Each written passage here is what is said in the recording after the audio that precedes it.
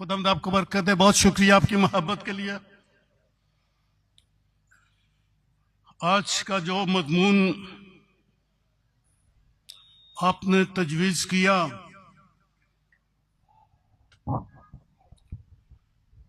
नहीं बता सकता कि क्यों आज का मजमून ये ठहराया गया, लेकिन जो मैं समझता हूं, कफारा एक ऐसा सब्जेक्ट है, ऐसा मजमून है जो मसीहियत में बुनियादी है। बहुत बड़ी तालीमात, बड़ा इल्म इलाही हो आपके पास, और अगर कफारे की पहचान किसी एक भी मसीही को अगर न मिले, किसी को अगर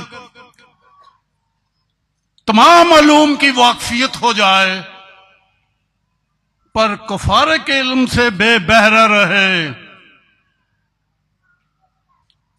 माजरत के साथ कहूंगा, वाज़े अल्फाज में कहूंगा, कफारे से नावाकिफ शख्स हमेशा की जिंदगी में दाखिल नहीं हो सकेगा।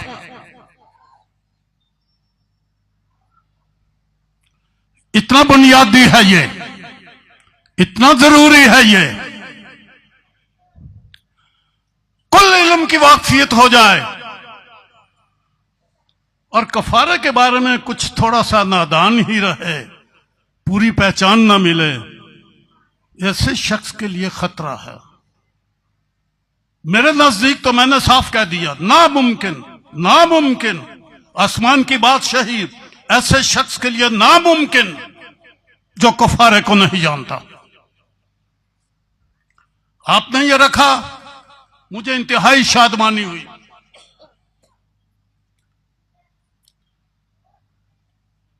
और इसके लिए जो मैं बातें कह रहा हूं, आपके लिए मैं मुकाशवा की किताब में से एक आयत पढ़ूंगा जी। 13वां बाब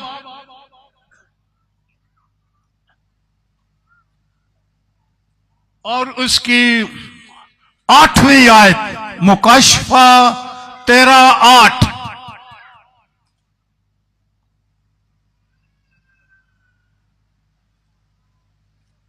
और जमीन के वो सब रहने वाले जिनके नाम उस बर्रा की किताबे हयात में लिखे नहीं गए। लफ्ज बर्रा आपने पढ़ा है, बर्रा लफ्ज सुन रहे हैं। बर्रा किस लिए होता है? ज़बह करने के लिए तो होता है। बाइबल की तालीम में यह बर्रा के लिए यही लिखा है। बर्रा की किताबें हयात में लिखे नहीं गए। आगे क्या लिखा है, जरा गौर से सुन लें जी।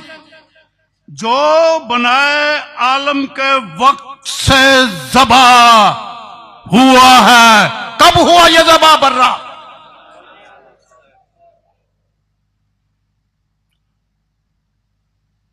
हमारा ईमान आज से 2000 साल पहले खुदावंद यीशु मसीह इस दुनिया में मुजस्सम होकर आया। मुकद्दसा मरियम के बतन अतहर में उसने जिस्म इख्तियार किया।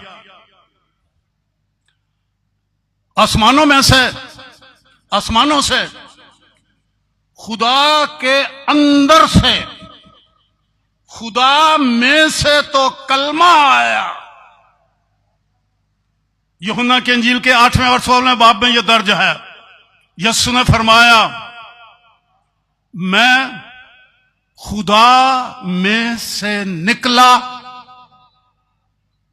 टाइटल नहीं है ये, पादरी साहबान सुन रहे हैं आप। यीशु के अपने मुंह का फरमान यह है, मैं खुदा में से निकला। और आया हूं।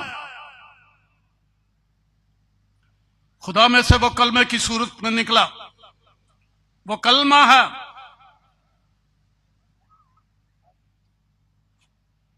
जैसा यूहन्ना की अंजील के पहले बाब की पहली ही आयत आप पढ़ते हैं, इब्तदा में कलाम था, कलाम खुदा के साथ था, कलाम खुदा था। मैं इसे यूनानी में जरा थोड़ी वजाहत करूंगा। एन आर्हे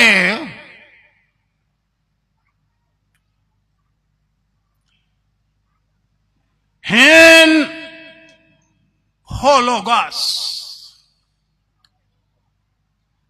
एन आर्हे, एन में आर्हे,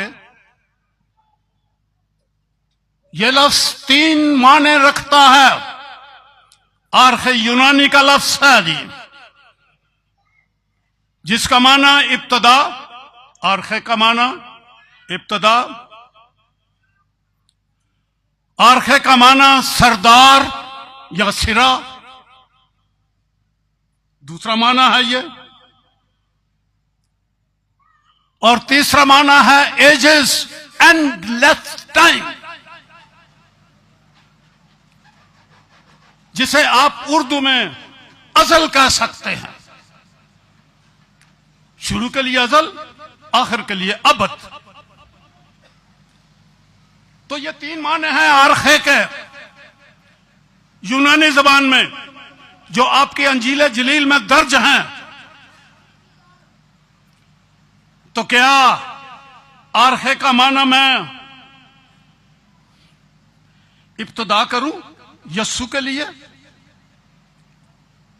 कलमे की इब्तदा, यस्सु की इब्तदा। आप इब्तदा का माना जानते हैं क्या होता है? जो पहले ना हो और फिर शुरू हो, जिसका शुरू हो उसे इब्तदा कहते हैं, या शुरू में या इब्तदा में। जो अपने शुरू से पहले नहीं होता और फिर एक वक्त में वो शुरू हो जाता है, यह है इब्तदा। पूरा हाउस, पूरी जमात, पूरा मजमा सोचे, क्या यस्सु की इब्तदा हुई या इब्तदा से पहले है? इधर पादरियों ने तो फैसला दे दिया, अब हम क्या फैसला देगी? यस्सु की इब्तदा हुई या इब्तदा से पहले है? तो आपके जो उर्दू में यह तर्जमा आया, अंग्रेजी में तर्जमा आया, और कहीं तर्जमे आया, जो भी हो, यह तर्जमा करने वाला जाने। लेकिन यस्सु के साथ मैं इब्तदा का लफ्ज नहीं लगाऊंगा, इब्तदा और इंतहा नहीं कहूंगा, अजल और अबद कहूंगा। इब्तदा के लिए मैं लफ्ज अजल कहता हूं, और फिर कलाम की जगह पे, जिसका तर्जमा आप कलाम पढ़ते हैं, बड़ी जरूरी बातें मैं कह रहा हूं, गौर से सुने। और मुझे पता है आप बड़े शौक से आए हैं, दुख उठा भी लेंगे अगर मैं 10 मिनट लेट भी कर दूं। जो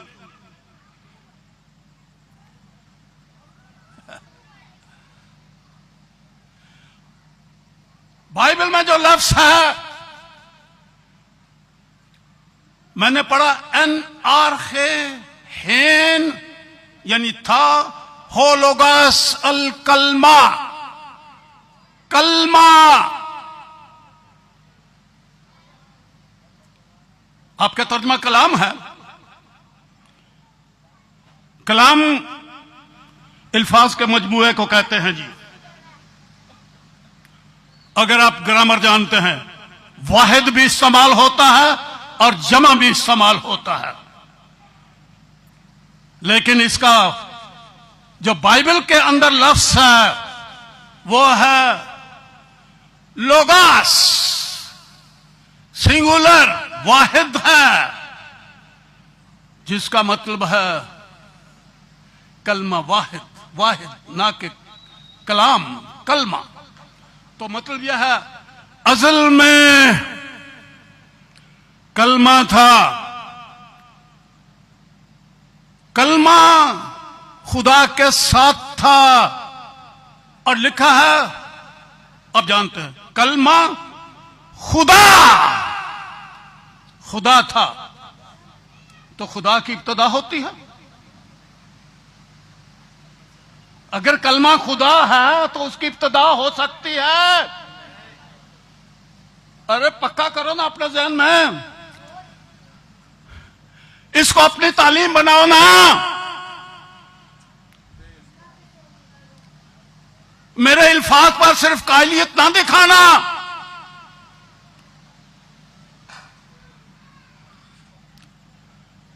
जो अज़ली है, कलमा है, खुदा है, वो अज़ली है। तो खुदा था और खुदा के साथ उसका कलमा था। खुदा, कलमा खुदा, खुदा मुतकल्लम और उसका कलमा वो खुदा। यहां जो आयत मैंने आपके सामने पढ़ी, यहां दर्ज है, बर्रा जो बनाए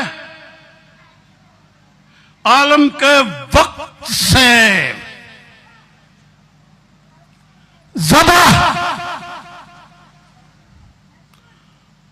गौर करें बाइबल की आयत के ऊपर, बनाए आलम, यह कौन सा वक्त है? आलम जब उनकी बुनियाद रखी गई। बनाए का मतलब होता है बुनियाद। जब जमीन की बुनियाद रखी गई, बल्कि आसमान भी अगर ये कह सकते, कुछ भी गिन लो, लेकिन एक बुनियाद है। बनाए आलम, कौन सा आलम? ये दुनिया, ये आलम अरवा, ये फलाना आलम, ये आलम बाला, या आप जितने जी चाहे गिन लो जी। लेकिन यहां है बनाए आलम के वक्त से ज़बा। ये ज़बा क्या होता है और क्यों? कुछ भी नहीं था, आपकी जमीन नहीं थी भाई, यह मिट्टी नहीं थी, यह पानी नहीं थे, यह हवा नहीं थी, यह अंधेरा नहीं था, कुछ भी नहीं था। कलमा था खुदा में।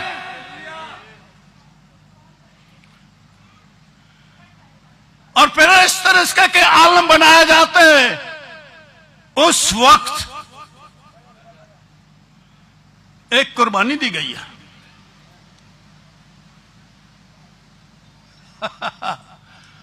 उस वक्त कुफारा हुआ है, ज़बा हुआ है।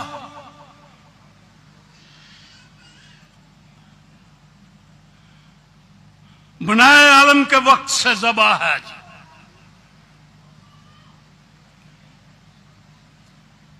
किसके लिए? और वहां तो कुछ भी नहीं था। ज़बा किसके लिए?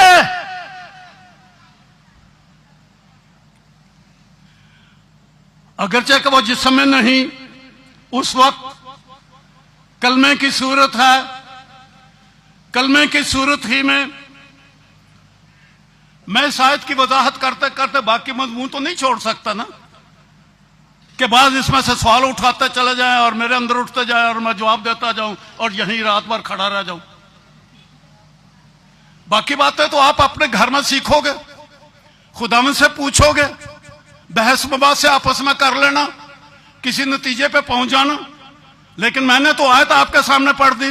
ज़बा किसके लिए? ज़बा किसके लिए? बनाया आलम के वक्त से। और यहां पर लिखा कि जिनके नाम उस बर्रा की किताब में, ये इंसानों के लिए ही तो ज़बा हुआ, इंसान थे नहीं। पढ़ो ना ये आयत गौर से, इसलिए मैंने ये रुख बदला था जी।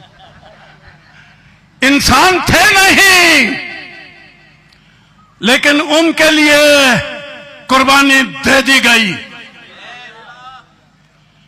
क्यों ज़बा हुआ? क्यों कफारा हुआ?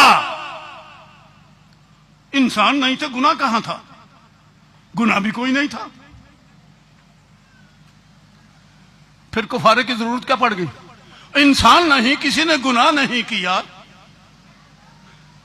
खुदा बाप ने अपना कलमा, बेटा कहो कुछ कहो, ये आपकी अकल है। मैंने तो सिर्फ बाइबल की आयत ही पढ़नी है, मुझे ज्यादा तशरीह नहीं।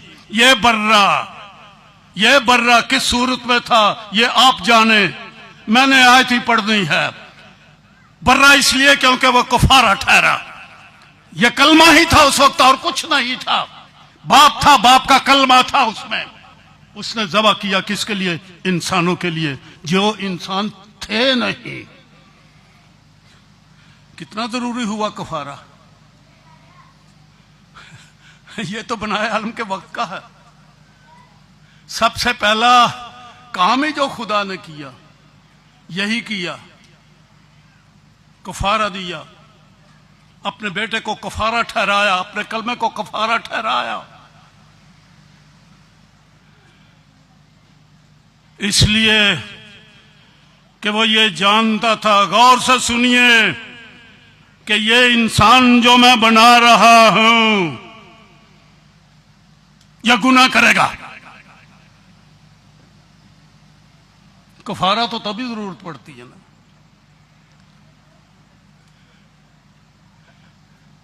पहाड़गंज के लोगों और इर्द गिर्द से आए हुए, मेरी इस बात को पल्ले बांध लो।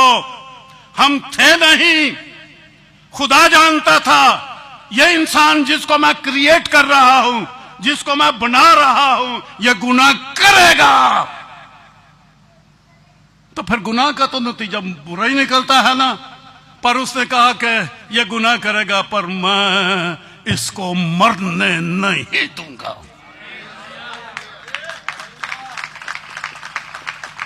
इसलिए अपने इरादों ही में,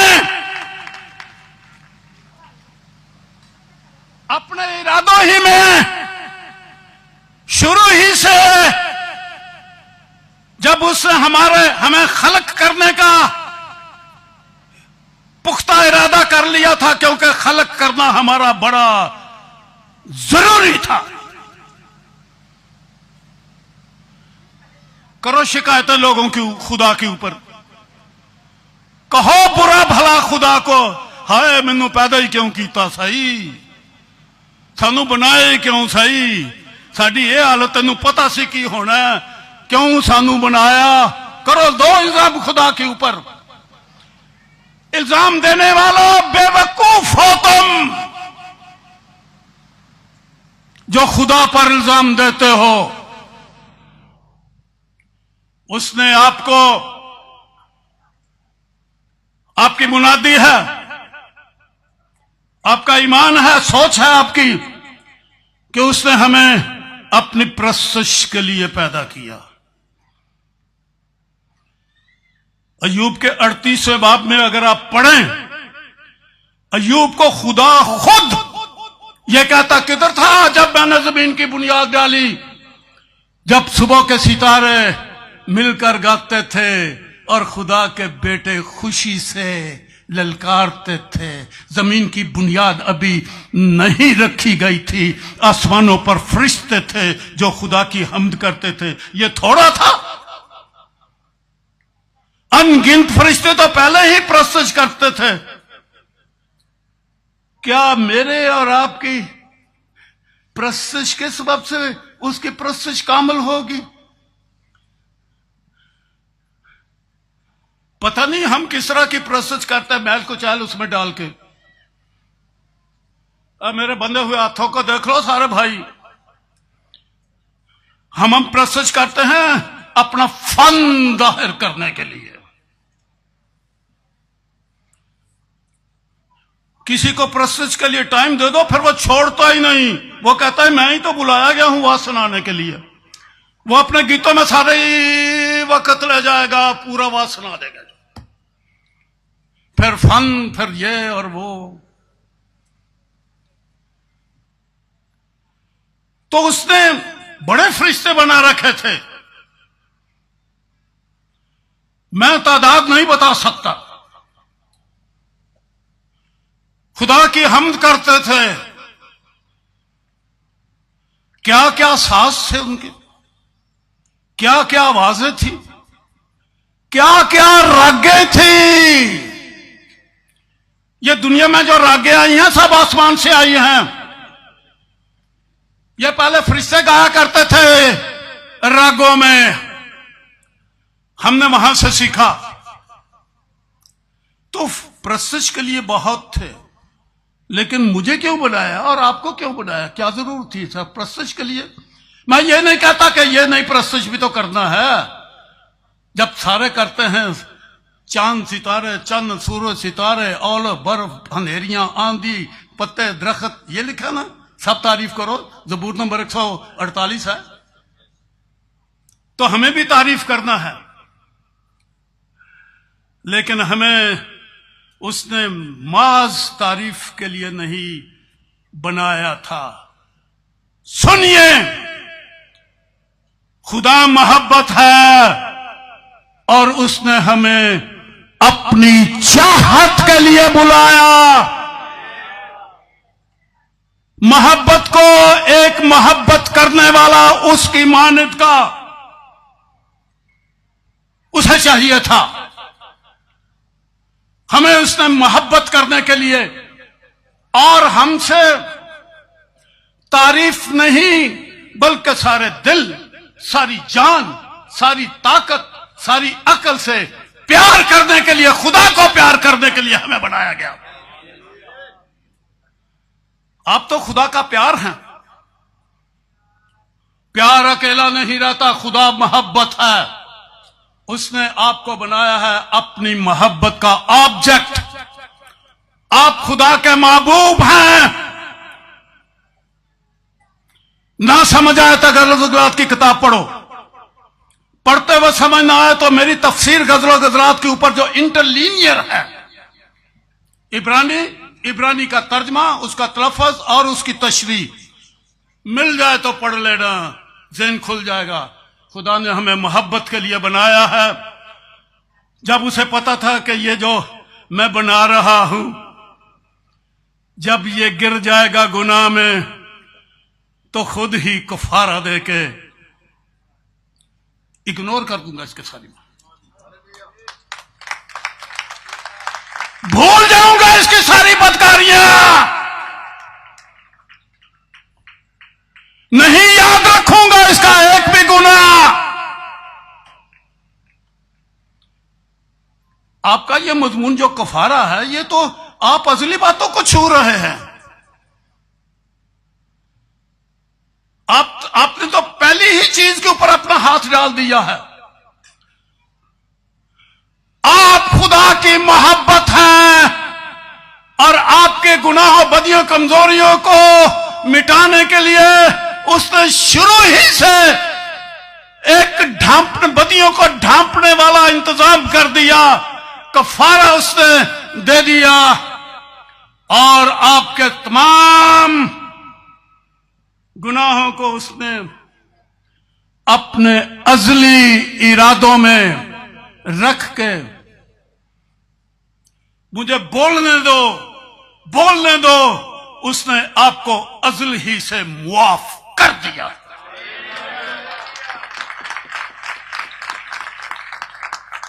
अब आप ईमान लो या बेईमान रहो, यह आपकी मर्जी है। कबूल करो या कबूल ना करो, यह आपकी राहें। पर उसने आपके लिए रोज़े अव्वल ही से यह बंदोबस्त कर दिया और आपका कफारा उसने ठहरा दिया। अगर मैं इसी तरह से मजे चलता रहूंगा तो आपने पहले मुझे 11 बजे का वक्त दिया है, तो 2 बजे तक आपको नहीं मैं बैठा सकता। बाकी आप यूं करना, इफ्सियों के पहले बाब को 3वीं आयत, 5वीं आयत और 11वीं आयत को घर में पढ़ लेना गौर करके, कि उसने अजल ही से बनाए इल्म से पेशतर आपको खलक भी किया, आपको चुना भी और आपको मुकर्रर भी कर दिया। You are special. बाइबल फरमाती है आप खास हैं, खास उम्मत। पतरस के खत में बरगजीदा नस्ल।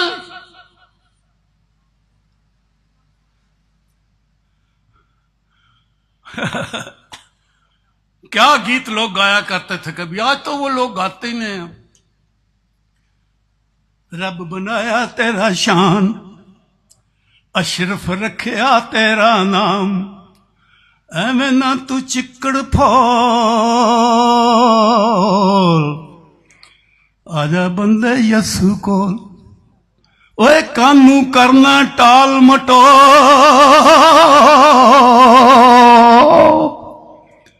आजा बंदे यसु को। आपको तो उससे कोई चीज बनाया है, अपनी मानंद, अपनी सूरत पर, अपनी शबी पर। जैसा इख्तियार उसका है वैसा ही आपको हर एक चीज के ऊपर इख्तियार दिया, ऐसा बनाया। और फिर ये जानते हुए भी कि आप गुनाह में गिरेंगे, आपके लिए अजली कफारा ठहरा दिया। उस कफारे में आपके गुनाह ढांप दिए गए और आपकी बदकारियों को, बोलने दो मुझे, हमारे गुनाहों को वो फिर कभी याद नहीं करता। हां जी, तो बात आ गई कफारे के ऊपर। इस लफ्ज का माना क्या है? इब्रानी का यह लफ्ज मैं आपको बता देता हूं। अरबी में भी चलता है, फारसी में भी चलता है, उर्दू में चलता है, मशरिक की सारी जबानें यही जुमला बोलती, यही लफ्ज बोलते हैं, कफारा।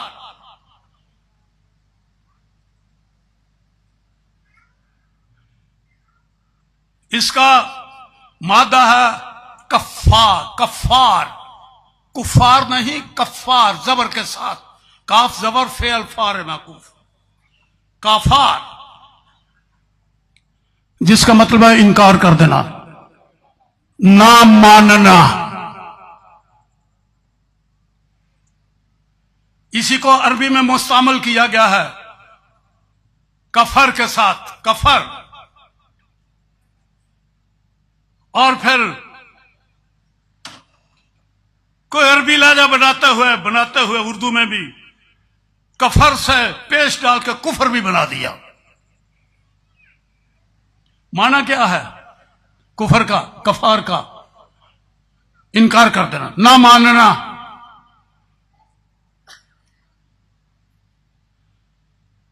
ढांप देना, बदी देखी ढांप दिया,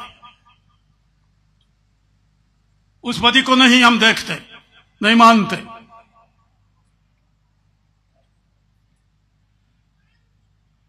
और सबसे पहली बार बाइबल में यह लफ्ज लिखा हुआ है, पैदाइश की किताब का 6वां बाब, नूह की कश्ती का बयान है। नूह को खुदा ने हुक्म दिया था कश्ती बनाना और उसको अंदर और बाहर, उसके अंदर और बाहर राल लगाना। जी यही लिखा है, कश्ती बनाना, उसके अंदर और बाहर राल लगाना। यह आपका तर्जमा है, अंग्रेजी में भी इसी तरह से है, कवर कर देना जी। लेकिन इब्रानी ज़बान में जो आयत है वो मैं आपको पढ़ के सुनाता हूं। जो जुमला है वहां पर, वह कफरता, और तू लेप कर देना।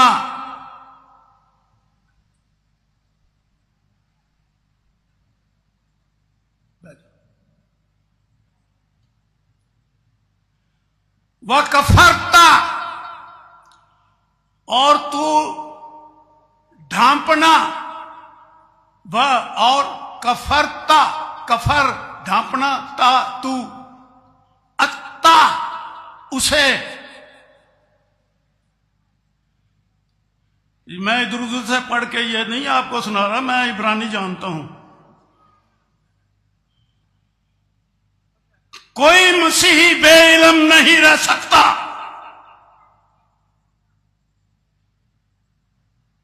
और अगर कोई बेइल्म रह गया तो वह सच्चा मसीही नहीं है। अब इसकी वजाहत तो मैं यहां नहीं करूंगा, मैंने कह दिया, ना मानो मेरे जुमले मुझे वापस दे दो। हम तो हकीमों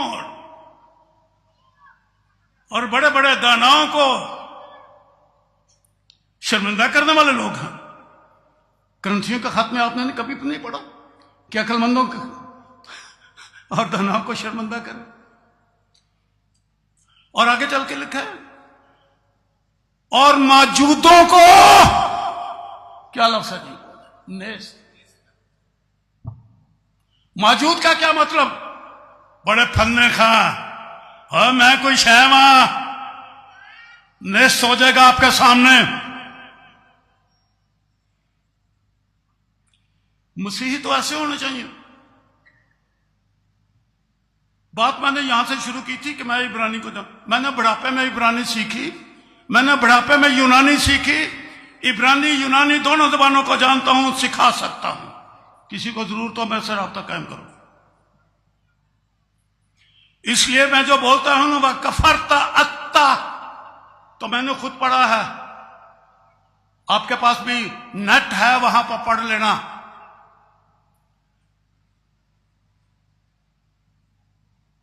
उसका मतलब है लेप कर देना, वह कफरता लेप करना, अंदर और बाहर से उस लकड़ी को लेप कर देना ताकि उसके सुराख, उसका भद्दापन नजर ना आए।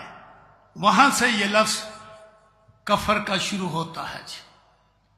बाइबल के अंदर से यह लफ्ज आपको मिलता है कि हमारी जिंदगी को अंदर और बाहर से लेप करके, लाशा से, राल से, यीशु के खून से कह दो ना, अंदर और बाहर खून की लेप कर दी जाए तो ये कफारा है।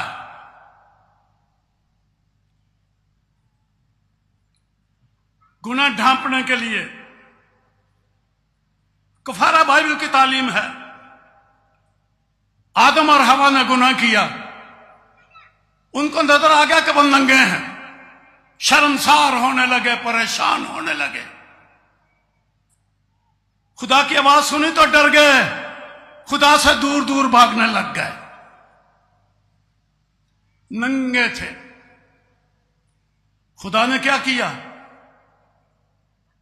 उसने उनको चमड़े के कुर्ते पहनाए और उनके नंग को उसने ढांप दिया। हमारा नंग, हमारी शर्मिंदगी, हमारी नालायकियां ढांपा जाना इनका बड़ा जरूरी है। और चमड़े के हैं, जाहिर है कोई ज़बह किया गया हो जानवर। उस वक्त तो सारे जानवर बेऐबी थे। अब जो नक्श हो गया, अब तो आहिस्ता आहिस्ता जानवरों में भी आ गया।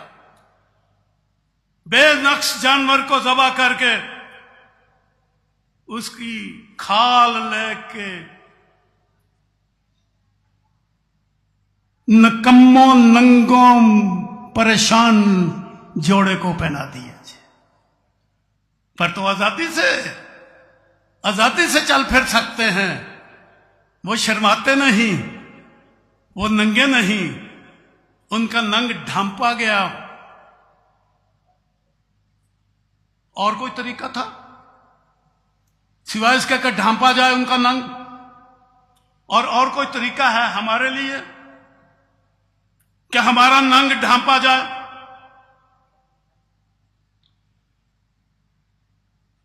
बड़ी हद होगी तो ये तालीम, आदम और हवा जो मैं ना अपने आप को लुका के छुपा के रखा करो, ये भी तो तालीम दी जा सकती थी। वो बेचारे तो पहले ही पत्तों से अपने आप को छुपा रहे थे। पत्ते सूख गए, पत्ते झड़ गए, किसी काम ना आए। लेकिन एक मुस्तकिल लिबास उनको पहना दिया और उनकी शर्मिंदगी, उनका गुनाह ढांका गया। तो यह है कफारे की तालीम। फिर शरीयत खुदा ने दे दी गुनहगारों को।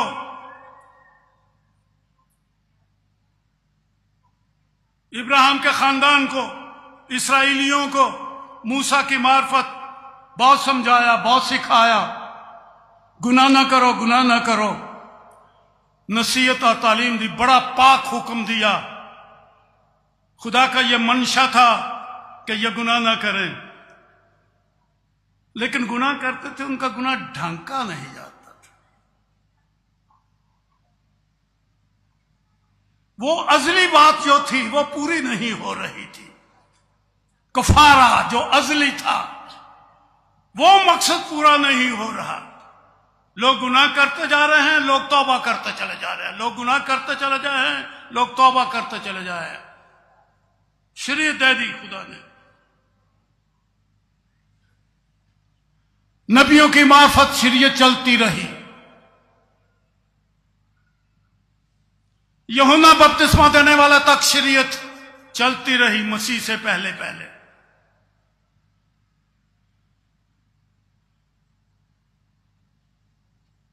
लोग शरीयत मानते चले आए और गुनाह करते चले आए।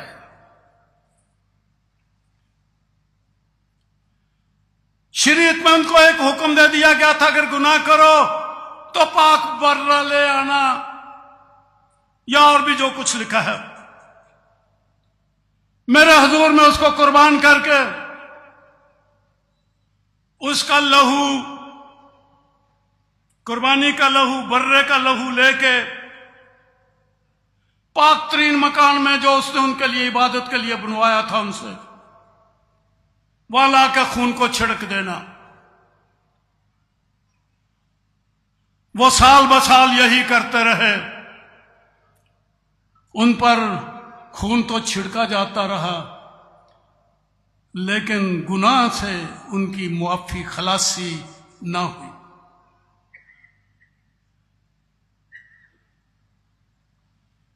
शरीयत दी गई, शरीयत उनको हदायत करती रही, पर जिस्म के सबब से कमजोर होकर वो उनको गुनाह से छुड़ा ना सकी।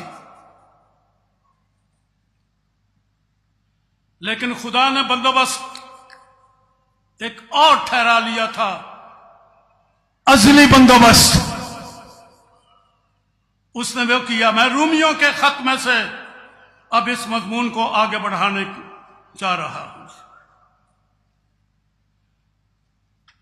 तीसरा बाब खोलिए जी।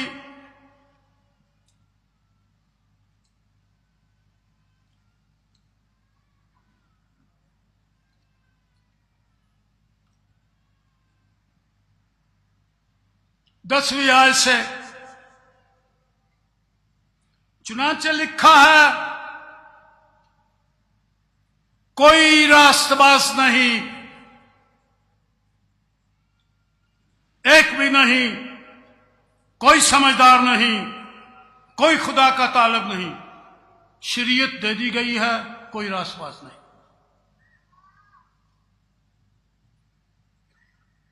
और यह 18वीं आयत तक बात चलती गई। उनकी राहों में तबाही और बदहाली है, और वह सलामती की राह से वाकिफ ना हुए। उनकी आंखों में खुदा का खौफ नहीं। अब हम जानते हैं कि शरीयत जो कुछ कहती है, उनसे कहती है जो शरीयत के मुतायत हैं। कोई रास्तबाज नहीं, एक भी नहीं, कोई समझदार नहीं। शरीयत कहती है, आई है सिखाने के लिए, आई है समझाने के लिए, आई है कि हम गुनाहों से बाज आए। दी गई है हमें, हो नहीं सका तो शरीयत ने कह दिया कोई रास्तबाज नहीं, कोई रास्तबाज नहीं, एक भी नहीं। और इस बात को हम बड़ा पक्का याद कर लिया हमने, हम पादरियों ने भी बड़ा पक्का याद कर लिया है। हम अपनी कलीसिया को यह तालीम देते हैं, कोई रास्तबाज नहीं, एक भी नहीं। लिखा है बाइबल के अंदर, गलत तो नहीं लिखा, बाइबल फरमा रही है, क्या गलत है? पर यह लिखा है कहां? पुराने सहीफों में। यह ज़बूर की किताब की आयतें हैं जो यहां पर दर्ज की गई हैं। उनकी आंखों में खुदा का खौफ नहीं। 19 आयत। अब हम जानते हैं कि शरीयत जो कुछ कहती है कि कोई रास्तबाज नहीं, एक नहीं, शरीयत कह रही है, मानो ना मानो, मानो मान रही है दुनिया, मानो सारे मानो, कोई रास्तबाज नहीं, एक नहीं, मानोगे? ये शरीयत कह रही है। मजे की बात। और उनसे कहती है जो शरीयत के माताहत हैं। आखिरी आदमी तक मैं पूछ रहा हूं, क्या आप शरीयत के मुताबिक हो या फजल के मुताबिक हो? तो ये क्यों ऐलान करते हो कि कोई रास्तबाज नहीं, एक भी नहीं? ये कुछ चर्चेज में स्टेज के ऊपर क्यों बोलते हो? हमने अपने मिशनों की यह तालीम क्यों बनाई है कि गुनहगार हैं हम, रास्तबाज नहीं हैं हम? कौन कह सकता है कि मैं रास्तबाज हूं? बाइबल में लिखा है कि कौन है जो रास्तबाजी ही करे और खता ना करे। मैं भी करता हूं, आप भी करते हैं। तालीम बना ली हमने ग्राउंड रियलिटी के ऊपर। मैं भी गुनहगार, आप भी गुनहगार, कोई रास्तबाज नहीं, एक भी नहीं। तो ये कौन कह रहा है जी? लिखा है शरीयत के अंदर। अब हम जानते हैं कि शरीयत जो कुछ कहती है उनसे कहती है जो शरीयत के मुताबिक है, ताकि हर एक का मुंह बंद हो जाए, खुदा के सामने बोल भी ना सको। चाहते हो ये तुम्हारे साथ सलूक हो? आपको डांट दिया, खामोश, खबरदार, खुदा की हजूरी में तूने अपना मुंह खोला। जो शरीयत के मुताबिक है उनको शरीयत यह कहती है जो कोई रास्तबाज नहीं है, ना रास्तों को यही कह रही है जिनका पेट या गला खुली हुई कब्र है।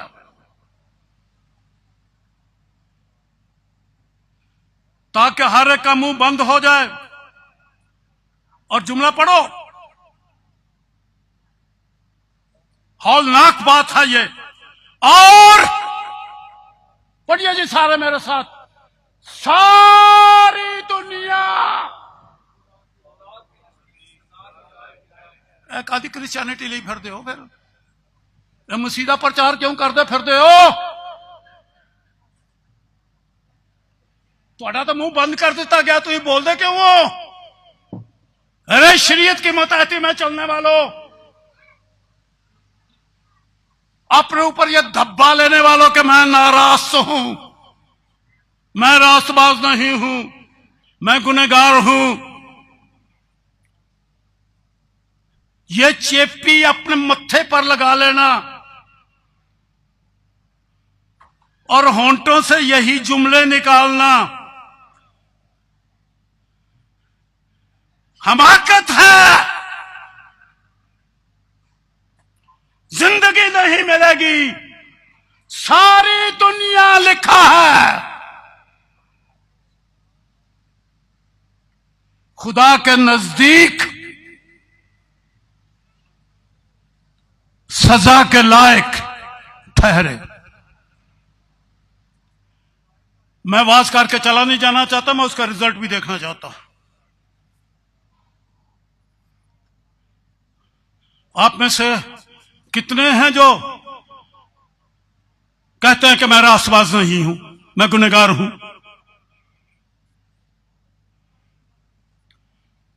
आपको सजा मिलेगी।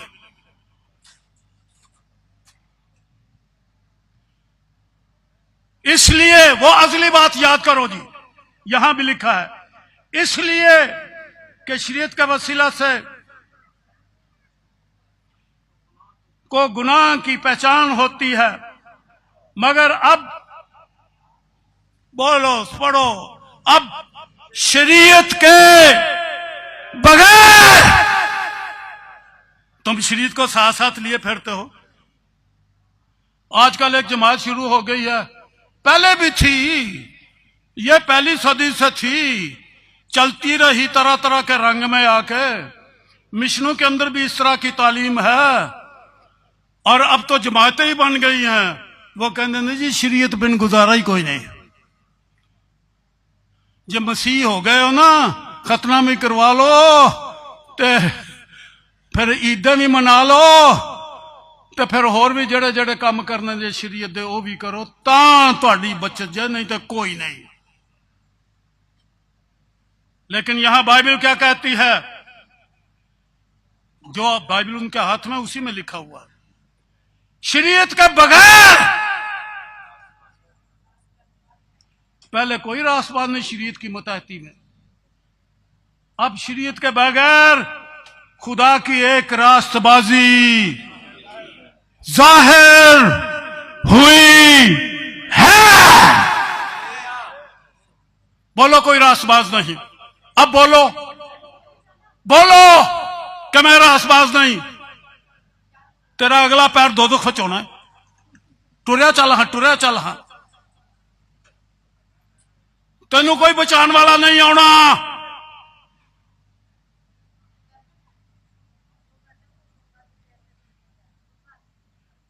यानी खुदा की वो रास्तबाजी जो यीशु मसीह पर ईमान लाने से सब ईमान लाने वालों को हासिल होती है, क्योंकि कुछ फर्क नहीं,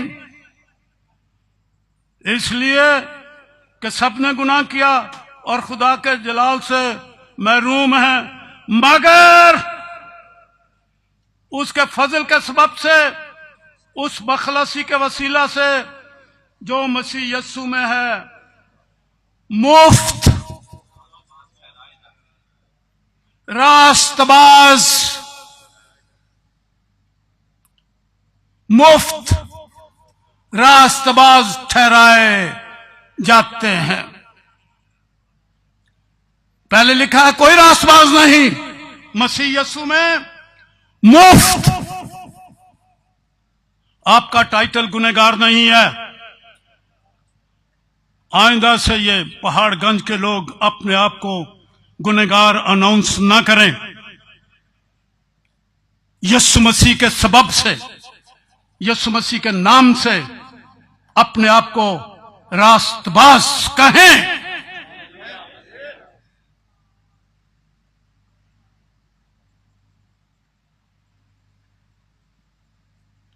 मुफ्त रास्तबाज ठहरा जाते हैं।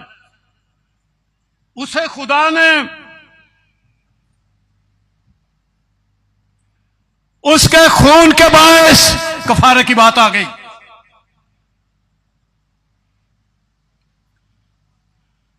कफारा पर छत्ती तो चुक कर अक्षर डलांबे तो गुनहगार बने रहो।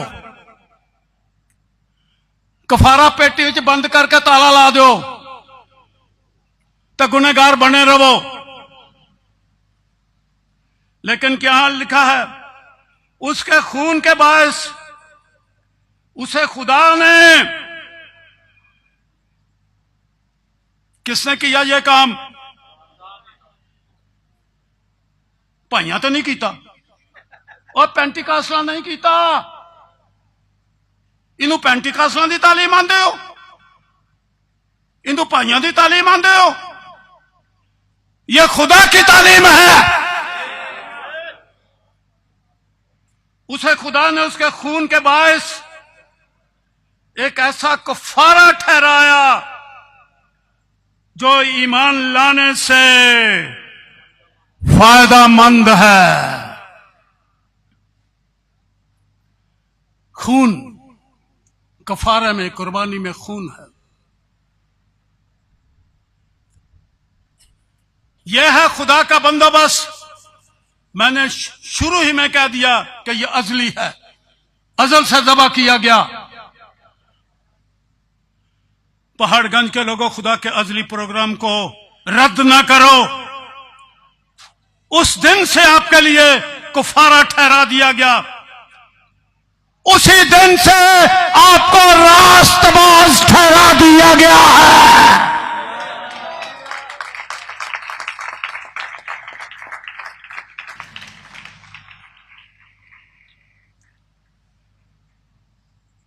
पर बात ईमान लाने की है, कबूल कर लेने की है।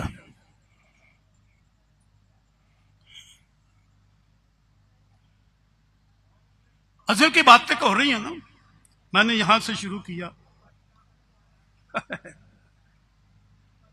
बहुत खूबसूरत बात मैं रूमियों के 8वें बाब में से पढ़ने लगा हूं जी। 29वीं आयत है।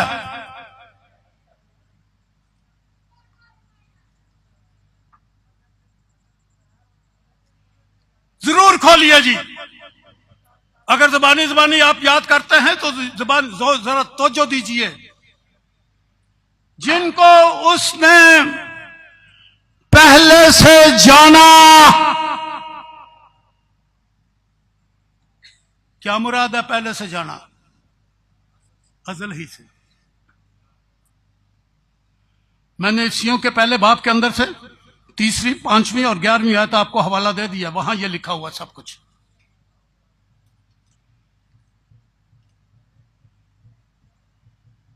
उनको पहले से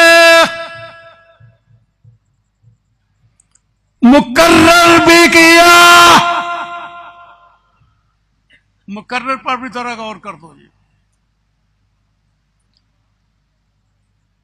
ताकि उसके बेटे के हम शक्ल होकर गुनहगार रखवाइए, है ना, है ना। दना जो आंसी बड़े ग्राउंड रियलिटी अहां कदी नहीं छड़नी। अजी फिर इंज क्यों, जी फिर इंज क्यों, ओए इंज इंज जो कुछ होता रहे।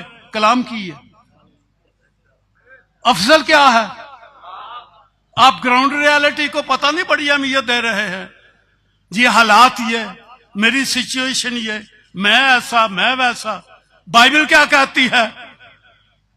उसके बेटे के हम शक्ल बने और वो बहुत से भाइयों में पहला उठा ठहरे। और मजे की बात 3वीं आयत, गौर फरमाएं जी। और जिनको उसने पहले से मुकर्रर किया, उनको बुलाया भी। जो नहीं बुलाए गए, मेरे लफ्ज़ों पर गौर करो जी, ऐसे नहीं हाथ उठाना। जिनको खुदा ने नहीं बुलाया अपने पास, वो जरा हाथ उठा दो ना पूरी जमात में। जिनको नहीं बुलाया, अरे एक भी नहीं। अब जिनको बुलाया गया है वो जरा हाथ उठाए ना। ओ पूरा हाउस बुलाया गया है। आपको बुलाया, बुलाया, आपको बुलाया, बुलाया, बुलाया आपको बेटियों। जिनको बुलाया उनको बोलो ना रास्तबाज भी ठहराया। और आपके किसी आदि ने आपको कह दिया नहीं हो, तू तो गुनहगार है। किड्डा झूठा बंदा है जड़ा तुहानू गुनहगार ठहरांदा, वो झूठा है। ते जेड़ा तुहानू रास्तबाज ठहरांदा, वो खुदा है, खुदा दा कलाम है।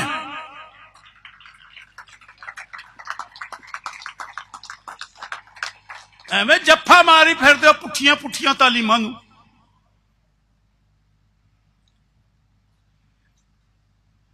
आ तालीम कोई घट जे,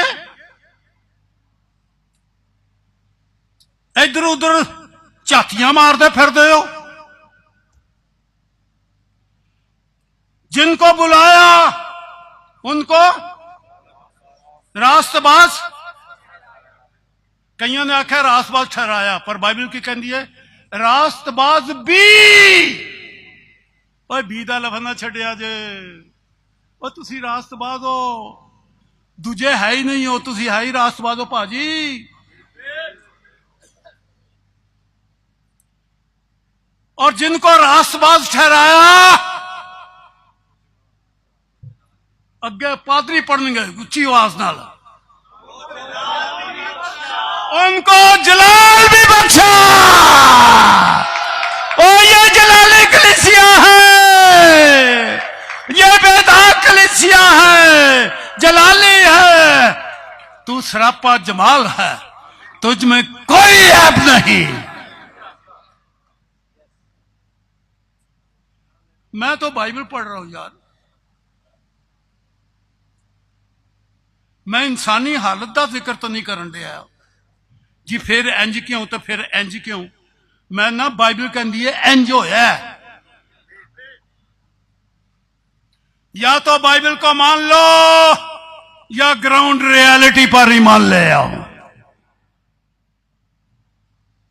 चैलेंज है, मैं पढ़ के सुनाने लगा हूं चैलेंज। और उनको जलाल भी बख्शा। सिर ते दुपट्टा ले लो, फिर उन मुसैनक वालो फट्टी सारी चादर लैके रखो, मसीह दा जलाल तुहाडे चेहरिਆਂ ਦੇ ਉੱਤੇ ਜਿਹੜਾ ਢੱਕ के रखो। ये मूसा वांग टुर जाना जे मूसा दे जलाल वांगर, ये मसीह दा जलाल है। मसीह का जलाल क्या है? जो मैं शुरू से तेरे साथ रखता था मुझे अपने साथ जलाल ली बना दे। यसु ने ये दुआ की और खुदा ने उसे जलाल बख्शा। उसने कहा मैंने तुझे जलाल दिया फिर भी दूंगा। और कलाम में क्या लिखा है? वो उसके जलाल का परताव। यसु क्या है? उसका जलाल का ढक दो। ये खुदा दा जलाल। ओए नादानो, खुदा दे चेहरे दे उत्ते दुपट्टा देन दे। वो तुहानू किन्ने सिखा दिता पुट्ठी मत? क्या फिर सिर दे उत्ते ए जी यसु मसीह अपना सिर ढक के दुआ करता ही? किथे लिखा बाइबल च? वहा दो मैनू। बड़ा दावा करते सी बाइबल दे मनन वाले हैं। किथे लिखा बाइबल? चवां अंजीलां च लिखा, खतां च लिखा, मुकाशा लिखा, किधर लिखा? एक फिल्म में वेख्या सी आह, जीसस फिल्म में वेख्या सी आह।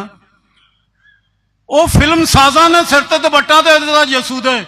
आप ही वो पागल सन, पागलपन वाला काम किया तो असी वो बुरी तालीम आह अपने सिर ते दुपट्टा रख लिया। ये फिल्म दे मनन वाले हो या बाइबल दे मनन वाले हो? हुक्म दे दे मर्द अपना सिर ना ढपे, बाइबल में लिखा हुआ है। उतार दो ये अपने सरों पर से चादरें। मर्दों के लिए कह रहा हूं, और औरतों को हुक्म है कि सर ढांप के रखें। यह मजमून नहीं, यहीं छोड़ता हूं। 31वीं आयत। बस हम इन बातों की बाबत क्या कहें? अगर खुदा हमारी तरफ है तो कौन हमारा मुखालिफ है? जिसने अपने बेटे ही को द्रेख न किया बल्कि हम सब की खातर उसे हवाला कर दिया, वो उसके साथ सब चीजें हमें किस तरह न बख्शेगा? हाँ, 33वीं आयत। 33वीं आयत पढ़ेगा और से जी। हाँ जी। खुदा के बरगजीदों पर कौन नालिश करेगा? है कोई तो सामने आ जाए। बाइबल ललकार रही है आपको।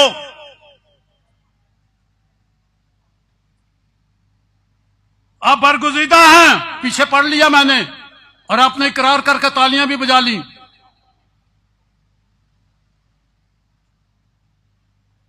कौन नालिश करेगा, यानी उन्हें मुजरम ठहराएगा, उनके ऊपर केस करेगा, नहीं जी नहीं ये मुजरम है, कौन नालिश करेगा?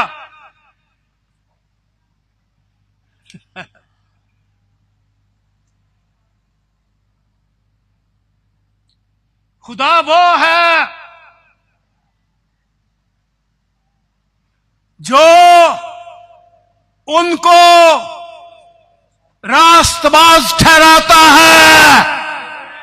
कौन रास्तबाज ठहराता है? क्यों मिशन वाले आपको गुनहगार कहते हैं? आओ अपने अपने गुनाहों का इकरार करिए, हम सब गुनहगार तेरे पास आ गए हैं। ये किधर दिया दुआवां ने? बाइबल में एक दुआ मुझे इस तरह की दिखाओ कि किसी मसीही ने, ईमानदार ने यह दुआ में कहा हो कि मैं गुनहगार हूं।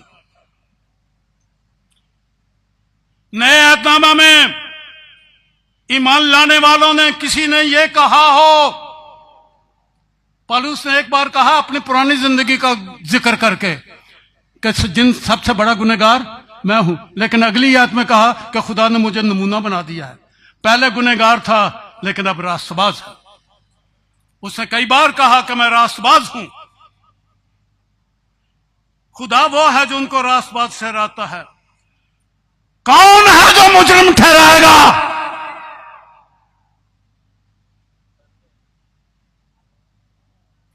ये चैलेंज सुनिया जे कि नहीं जी सुनिया? भैना भी सुन लिया, भाइयां भी सुन लिया, बच्चियां भी सुन लिया। है किसी में हिम्मत कलीसिया को गुनहगार कहने की? खुदा को कहे मैं कहना गुनहगार ने, तू किवें कहना? ये फिर शैतान का ही काम है जड़ा खुदा नू चैलेंज करेगा।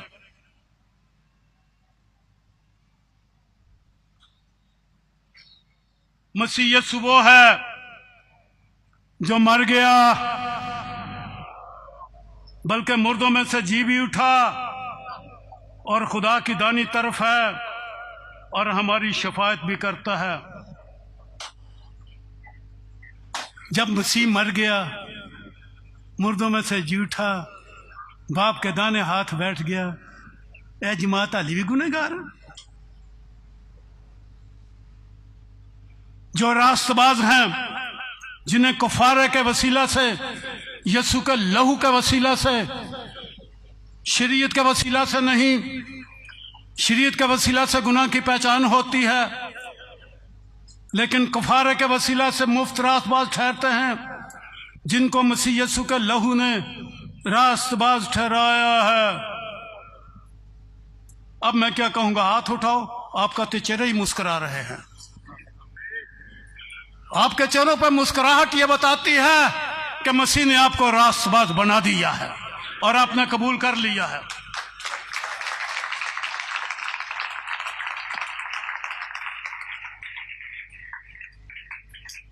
मसीह ने कफारा दिया, खुदा ने उसे ठहराया।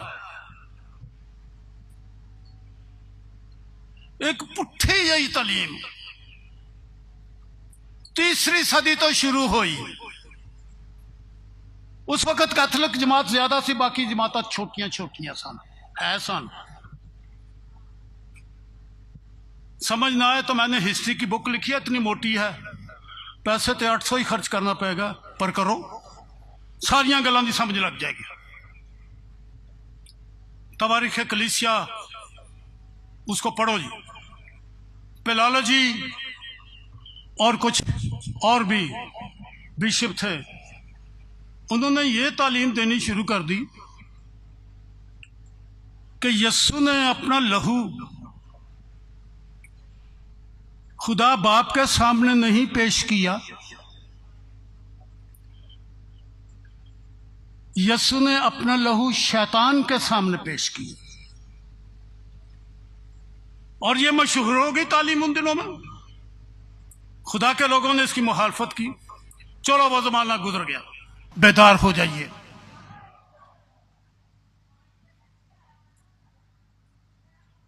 कफारा हमारे लिए हुआ है, यानी उसका लहू हमारे ऊपर उसकी लेप की गई है।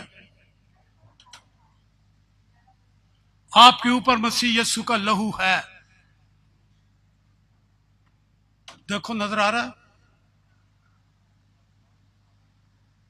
आपके पास तालीम है कफारे की, मुझे लहू दिखाओ।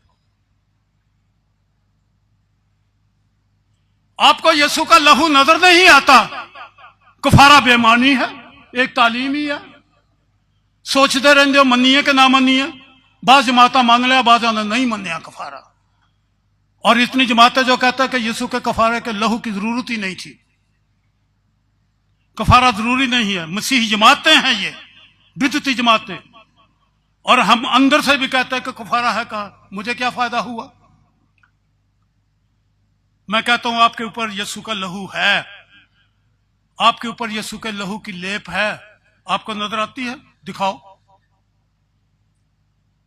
मैं आपको साबित कर देता हूं।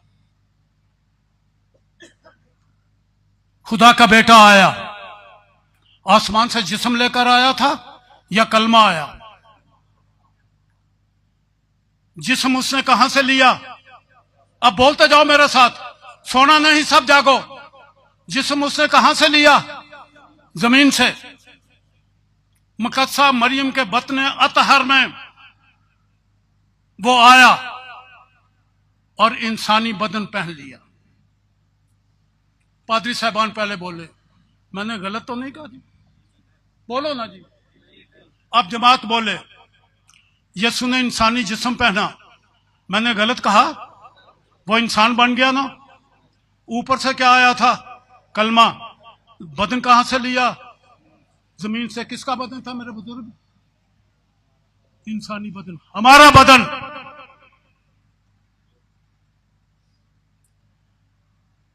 अब यहां शायद बाज नहीं मानेंगे जी। यीशु मसीह के पास जो बदन था वो किसका बदन था? जमात नहीं बोली, ये बहनें नहीं बोली। ये मैं पर हटा के बोला ना, मेरी आवाज फिर भी दूर चली जाएगी। तो सैकड़ों लोग बैठे हो, तो आवाज मेरे कन्ना तक आउंदी नहीं है।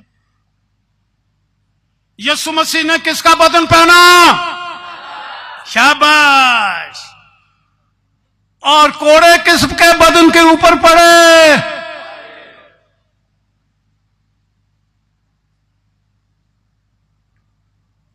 किसका बदन था?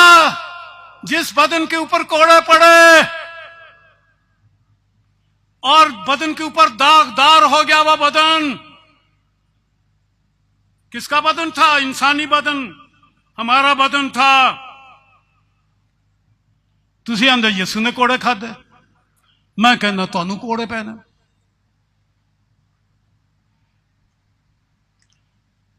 गलतियों का खत में से, छठे बाब में से आखिर में मैं आज दे देता हूं, शायद गालबन 16वीं आज था ये। आंदा का कोई मुझे, जरा होशियार है मैं जी, आइंदा को कोई मुझे, सुनिए जी मैं कह रहा हूं आपको, आइंदा को कोई मुझे तकलीफ ना दे, क्योंकि मैं अपने तुमते आयत आउंदी नहीं तो मैं क्या आखा हूं। मैं इधर इशारा किया, तो मैं बाद में पूछना, पूछांगा जरूर। आयत में क्या लिखा है आपने कभी पढ़ा? गलतियों के खत के आखिर तक गए? किसी पादरी ने आपको बताया कि पौलुस कहता है कि मैं अपने जिस्म पर, आगे क्या लिखा है, यीशु के दाग लिए फिरता हूं, आइंदा को मुझे कोई तकलीफ ना दे। ये जख्म भी ताजे ताजे ने, पुराने नहीं। उंगली ना लाया दे मेरा जख्म दुखदा। पौलुस कहता है कि ये जख्म मुझे लगे, ये पादरी कहते हैं कि ये जख्म मुझे लगे हैं, ये कलीसिया कहती है पौलुस के साथ मिलकर, मैं भी कहता हूं कि वो कोड़ों के जख्म मुझे लगे। मैं तो आपको मुकाशफा दे रहा हूं, the demonstration of the covenant, कफारे का जिंदा सबूत कफारे का जिंदा सबूत यह है कि यीशु आया, हमारा बदन पहना, रूमियो छठा बाब है, हमारी पुरानी इंसानियत पहन ली और फिर पुरानी इंसानियत कोड़ों के सबब से कुचली गई। कोड़े किसको लगे? अब फिर ना बोलिया जी, ये तो गल कहे तुहानू सिखाई नहीं तो तुहानू आउणी भी नहीं। मैं आवाज करके टुर जाना, तुहां उत्थे दे उत्थे खलोता रहना। कफारे दा आवाज इश्तिहारां दे उत्ते रह जाना, दिल दे उत्ते लिखिया नहीं जाना। मैं तो ये दिल के ऊपर लिखने के लिए यहां खड़ा हूं। कोड़े किसे लगे? इंसानी बदन पर, मेरे बदन पर। कौन मसलूब हुआ? मैं मसीह के साथ मसलूब हुआ। तो हाँ कोई रौला पाया यसू मसलूब होया, यसू मसलूब होया। और दूजी गल ही नहीं तुहानू आउंदी कि मैं भी मसलूब हो गया। कौन मर गया? मैं जिंदा ना रहा, हम मसीह के साथ मर गए। हमारी पुरानी इंसानियत मर गई, कोड़ों की मार हमारे ऊपर पड़ी। असल च ईमान नहीं ना लिया। यसू का बदन तो साडा बदन एक होवे तो तां गल आखांगे ना। यसू का बदन यसू कोल तो साडा बदन गुनहगार साडे कोल। तो हाँ बुनियादी फर्क रख छड़िया, हुण गल अगों कित्थों समझ आवेगी।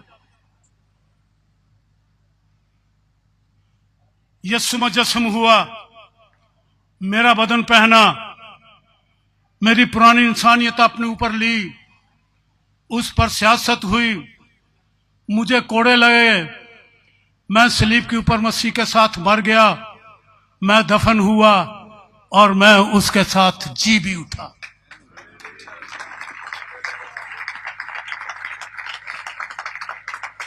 यह तो है रूमियो छठा बाब जो मैंने आपके सामने बयान कर दिया। अब मुझे ये बताओ, जब कोड़े लगे हमारी पुरानी इंसानियत को जो हमारे ऊपर थी, यसू ने मसीह ने पहनी, मसीह यसू में, कोड़े उसने खाए, लहू निकला, यसू का पाक लहू। क्योंकि हमारा लहू तो नहीं निकला, हमारे ऊपर तो नहीं बना, इंसानी बदन हमारा गुनहगार खून तो नहीं बना। यसू का पाक लहू जो कलमा था, कलमे के सबब से था। जब हमारे बदन के ऊपर कोड़े पड़े तो वो लहू कहां लग गया जी? जरा अपनी रूह और जान पर देखो, यसू का खून है आपके ऊपर। मैं बात खत्म करने लगा हूं। मैं कफारे की डेमॉन्स्ट्रेशन आपको दे रहा हूं, कफारे का अमली पहलू।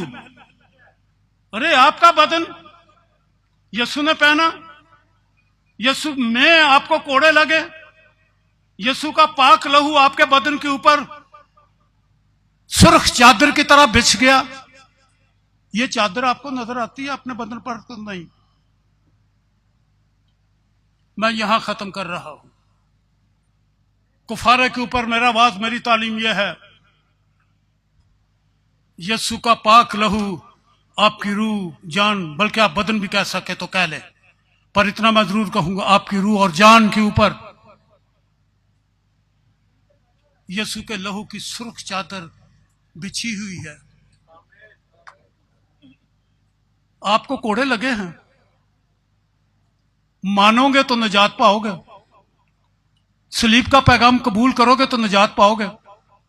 क्योंकि सलीब का पैगाम हम ईमान लाने वालों के लिए खुदा की कुदरत है।